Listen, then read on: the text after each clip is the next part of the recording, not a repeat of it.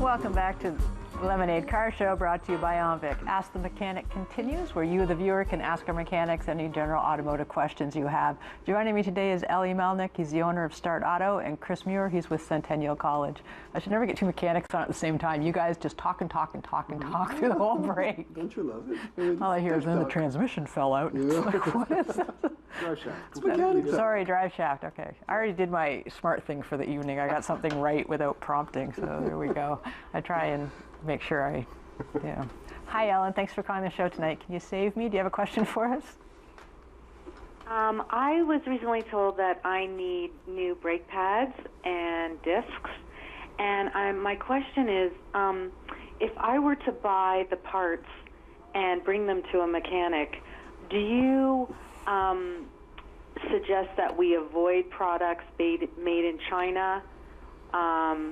Is that something, or not? It's not something you should worry about, or? Ellen, you really shouldn't. You should find a mechanic you trust and let him supply the parts that he trusts. Trying to do it that way is bad. You guys can explain Any why. guarantees that you'd have on the work if you supply your own parts?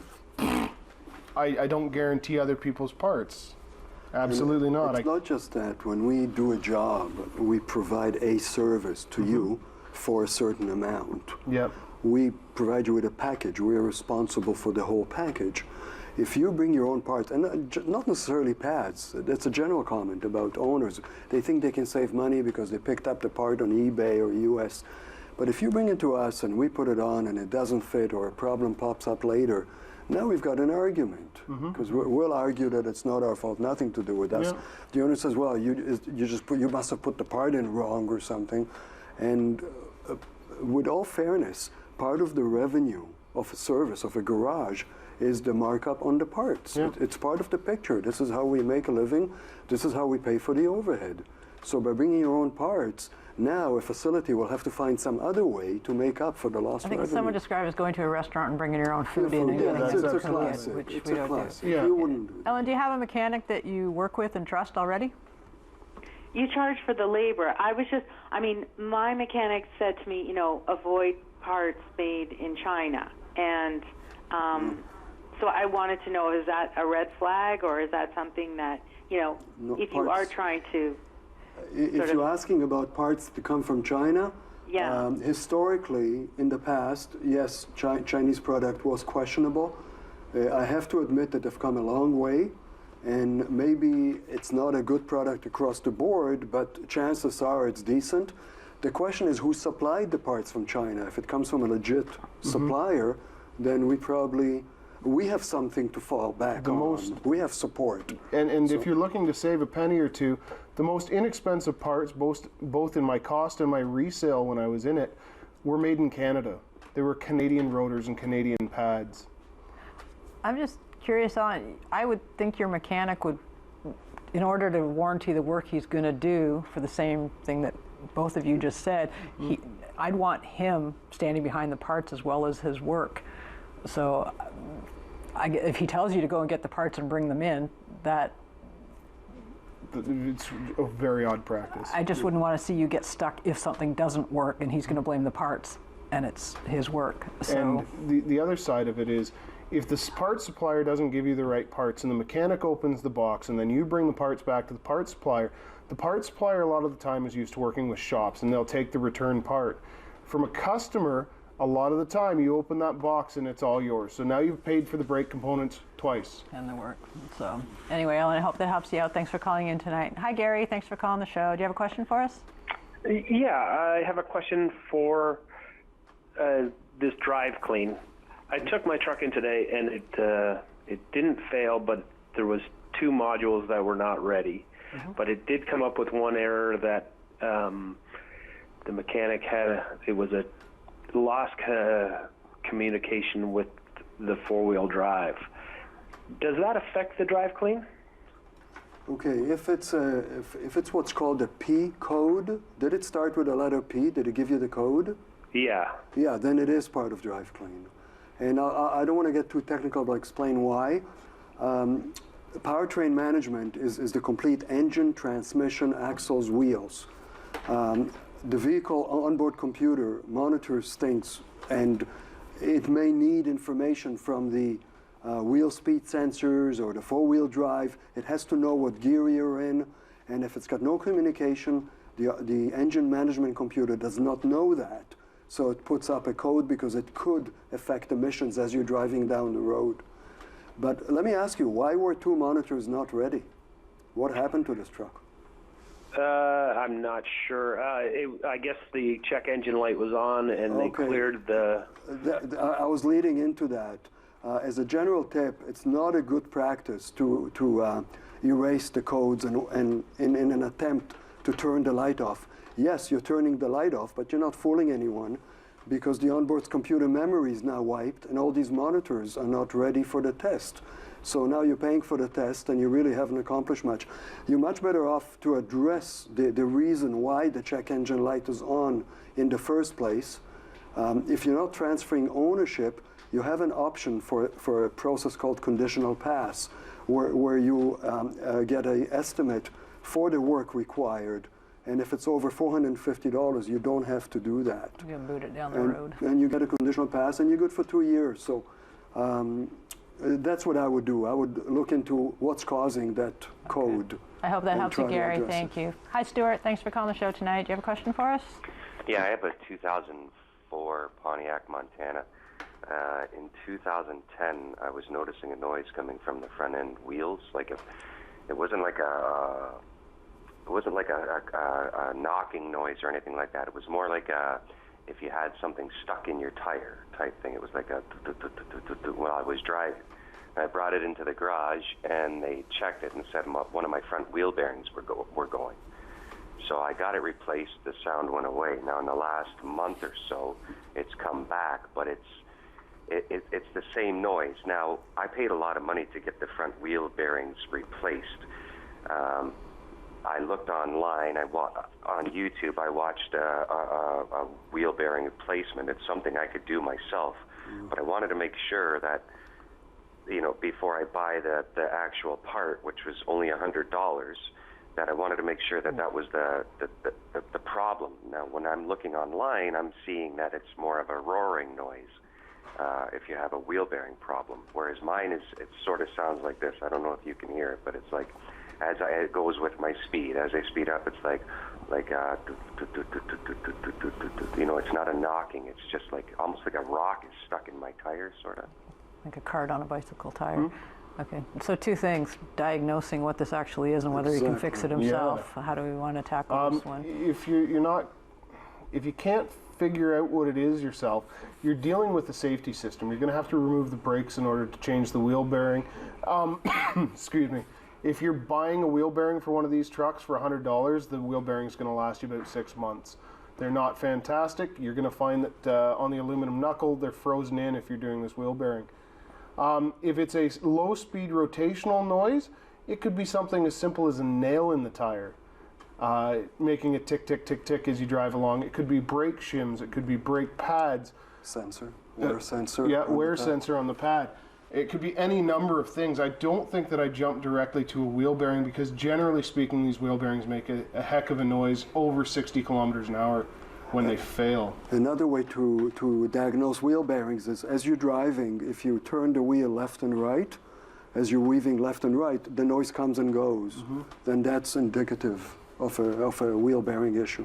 So he needs to get this diagnosed again before he does anything? I would before because you don't want to be wasting money on parts and time if you're not addressing the right General Motors and their wheel bearings, they're expensive, and if you want them to last, pay for the expensive ones. If you buy the cheap ones, you'll be right back at square one within a year. I hope that helps you. Thanks for calling in. Hi, Dyson. Thanks for calling the show. Do you have a question for us? Yeah, what can you tell me about the 2009 Dodge Journey? What do you want to know? Apparently it has a callback on the ignition switch. I haven't heard anything of it. What motor? This is my wife's car. I'll have to ask her. What type's the motor? It's got a motor. Hey. Doesn't know. Anyhow, it's a 2009 Dodge Journey. You can call the dealer and they'll have a list of recalls. Well, the dealer has the van right at the moment. Okay. Yeah. You can also find out online. Yeah. If it's been recalled for that VIN number. It is a recall for the ignition. We know it could be a TSB as well. TSB stands for Technical Service Bulletin, and it's just an advisory. It doesn't mean they'll do anything for free. So the dealer's got it right now, so they're looking at it for this reason? Yeah, and they had it in overnight, and they still haven't found anything yet. So they're checking for the recall or the bulletin? Well, What's the they're not van telling doing? me. Why is it at the dealer? We went out to start it, and the key wouldn't even lock the door. So I charged the battery, and during that time, the four-way flashes inside the vehicle, the dash lights, were flashing. Yeah, it's in a theft mode. The security system thinks that it's being stolen. Yeah. That's why it won't crank.